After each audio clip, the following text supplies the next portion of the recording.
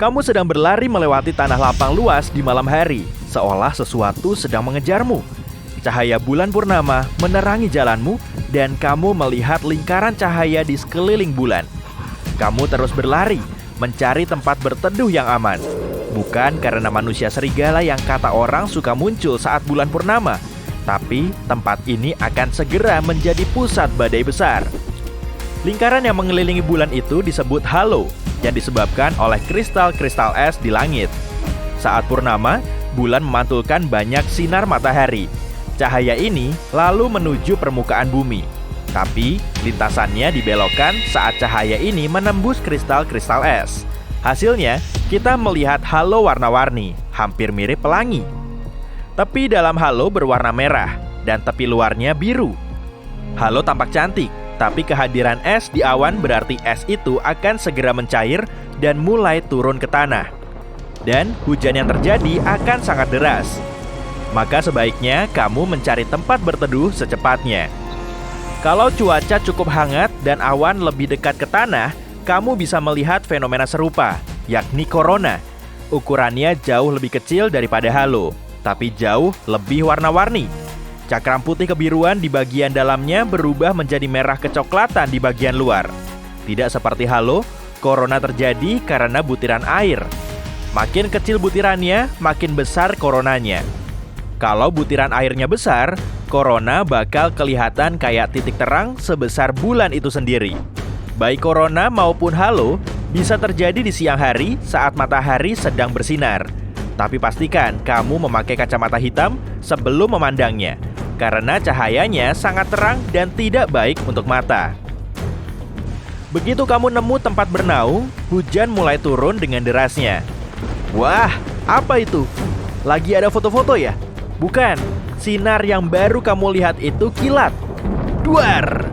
Petirnya keras sekali. Sampai-sampai jendela rumah bergetar. Aku punya tips untuk mengetahui seberapa jauh kamu dari pusat badai. Saat kamu melihat kilat, mulailah menghitung. 1.000, 2.000, 3.000, dan seterusnya. Saat kamu mendengar petir, berhenti berhitung. Nah, sekarang bagi angkanya dengan 5. Kalau kamu bisa menghitung sampai 5, artinya pusat badai sekitar 1,5 kilometer jauhnya. Kalau kamu tidak dapat tempat berteduh saat badai mulai terjadi dan kamu terjebak di tempat terbuka, segera tinggalkan dataran tinggi. Gunung atau bukit adalah area berisiko tinggi. Jangan juga berteduh di bawah pohon. Benda-benda tinggi adalah target petir pertama. Tiang listrik juga berisiko. Jika badai petir terjadi saat kamu sedang bersepeda, langsung turun dari sepeda dan lari. Begitu juga kalau kamu sedang naik mobil terbuka, kereta golf, atau motor. Kalau badai mulai terjadi saat kamu di tempat terbuka, benda tertinggi di sana adalah dirimu. Tiaraplah dan coba tutupi dirimu. Kalau kamu tidak sendiri, coba jaga jarak satu sama lain. Sekarang mari kita kagumi indahnya matahari terbit. Kayak ada orang yang menuang cat merah di langit ya. Pemandangan indah ini artinya akan segera turun hujan. Kamu bisa melihat langit merah saat matahari terbit sebab zona bertekanan tinggi baru saja melewatimu dan sekarang diikuti zona bertekanan rendah dengan kadar air tinggi di udara. Jadi, bawalah payung atau kembalilah ke tempat tidur hangatmu dan tetaplah di rumah. Ada ungkapan lama yang cocok untuk itu. Langit merah di pagi hari, pelaut berhati-hati. Langit merah di malam hari, pelaut suka hati. Kadang kamu juga bisa memprediksi hujan dengan menciumnya. Itu karena molekul ozon. Arus badai membawa ozon turun dari atmosfer bagian atas.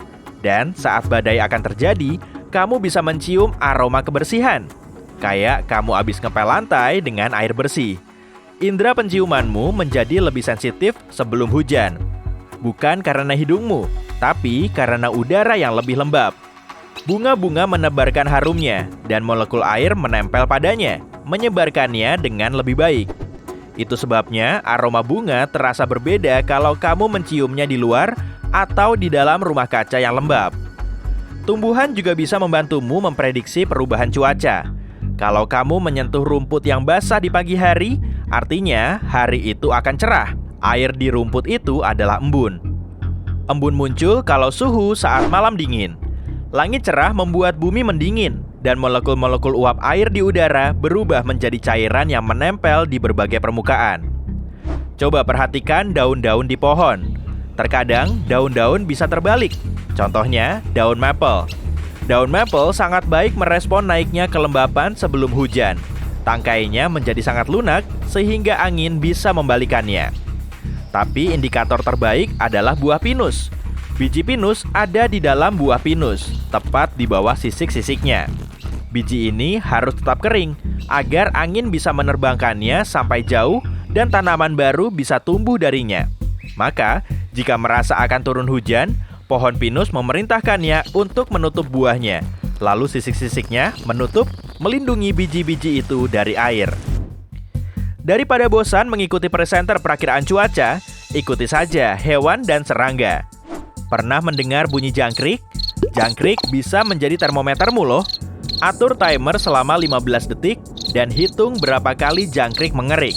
Tambahkan 37 dan totalnya adalah suhu di luar dalam Fahrenheit. Itu karena suhu udara memengaruhi metabolisme jangkrik. Jangkrik bisa berbunyi lebih lambat atau cepat tergantung seberapa hangat suhu udara. Jadi, singkirkan termometermu dan piara saja jangkrik. Nah, kalau kamu nggak suka serangga, lihat aja burung-burung di langit. Kalau burung terbang tinggi, hari akan cerah dan terik. Tapi kalau akan hujan, tekanan udara mencegah burung terbang tinggi. Kamu mungkin melihat burung terbang rendah berkelompok, karena mungkin sedang mencari tempat bernaung. Jadi, walau langit cerah, tekanan udara bisa memberitahu bahwa hujan akan turun. Kalau tinggal di dekat sungai atau danau, kamu bisa mendengar katak bernyanyi. Tapi pasti kamu nggak ngerti, karena mereka pakai bahasa katak. Amfibi ini bernyanyi nyaring, khususnya sebelum hujan deras turun. Biasanya katak suka cuaca yang basah, jadi itu ungkapan rasa senang mereka. Hujan juga waktu terbaik bagi katak betina untuk bertelur. Jadi mereka bernyanyi nyaring untuk mencari pasangan. Aduh, kamu digigit nyamuk. Kalau nyamuk menjadi sangat agresif, lebih baik kamu cepat-cepat mencari tempat berlindung. Serangga itu berusaha makan lebih banyak, kalau tidak akan kelaparan selama badai. Udara hangat yang lembab juga membuat kita berkeringat lebih banyak, jadi nyamuk lebih tertarik. Serangga juga terbang berkelompok sebelum badai. Mereka suka kelembapan di udara dan mulai terbang berputar-putar sambil menari, tapi kemudian menghilang. Artinya, kamu punya waktu 1 jam sebelum hujan deras mulai turun. Untuk memprediksi cuaca esok hari, kamu harus mengamati lebah. Jika besok akan hujan, lebah akan kerja lembur. Mereka menyerbuki bunga dengan giat, sebab tahu besok tidak akan bisa meninggalkan sarang karena hujan. Tupai bisa memprediksi cuaca sepanjang musim. Hewan ini biasanya menimbun makanan untuk musim dingin. Dan jika tupai mulai melakukan ini sejak awal, berarti musim dingin akan parah. Kamu bisa melihat tupai berlarian mencari biji ek. Tupai menyimpannya dalam tanah dan lari untuk mencari biji berikutnya. Tupai sering lupa tempat menyimpan makanannya. Biji-biji ini pun tumbuh dan kita jadi punya banyak pohon baru berkat tupai. Hewan juga bisa memprediksi bencana seperti gempa bumi. Para ilmuwan pernah mengadakan penelitian di suatu area yang sering mengalami gempa bumi di Eropa. Mereka memasang pelacak pada sapi, anjing, dan domba. Sekitar 18.000 gempa bumi terjadi di sana selama itu. Kebanyakan tidak signifikan, tapi ada 12 gempa sebesar 4 skala Richter. Dan tiap kali menjelang gempa, para peneliti mencatat perilaku hewan aneh. Seolah-olah mereka sedang berusaha lari dari zona gempa. Para ilmuwan percaya hewan bisa merasakan ionisasi udara dalam bulu mereka sebelum bencana. Penciuman yang tajam juga memungkinkan mereka mencium gas. Gas ini berasal dari bawah tanah dan berusaha keluar melalui retak-retak kecil di permukaan. Catatan pertama perilaku hewan seperti itu ditemukan sejak masa Yunani kuno. Kucing, tikus, ular, dan lipan meninggalkan rumah-rumah mereka dan lari menyelamatkan diri berhari-hari sebelum gempa bumi menghantam Yunani. Sebagian ikan bisa memprediksi cuaca di areanya. Kalau hiu berada di dekat pesisir, belum tentu dia lagi cari makan loh. Mungkin dia sedang menghindari badai besar di laut.